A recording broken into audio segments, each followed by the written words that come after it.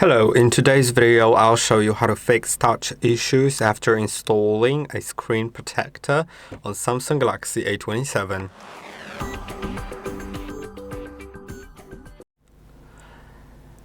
First of all, if there are any bubbles under your screen protector, try squeezing them out by simply squeezing. You can use a credit card to swipe across that screen protector to remove the bubbles.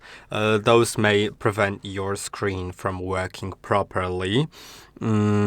If there are no bubbles, if you can't remove them, you should try to reapply your screen protector, or if you have just applied it, you can very gently lift it at a corner closest to the bubble, then try gluing it on again. Just make sure no dust comes in. And also bubbles are often created because there's a dust particle, so you may want to remove it very slightly.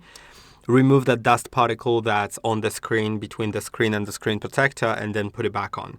But if that didn't help, then you probably just have a thick screen protector, which you can fix by going to settings, going to display in the settings, and then you can find touch sensitivity. When you enable it, then it will increase the sensitivity of touch on your screen. And I hope that this video was helpful. Don't forget to like and subscribe, and I'll see you in the next one.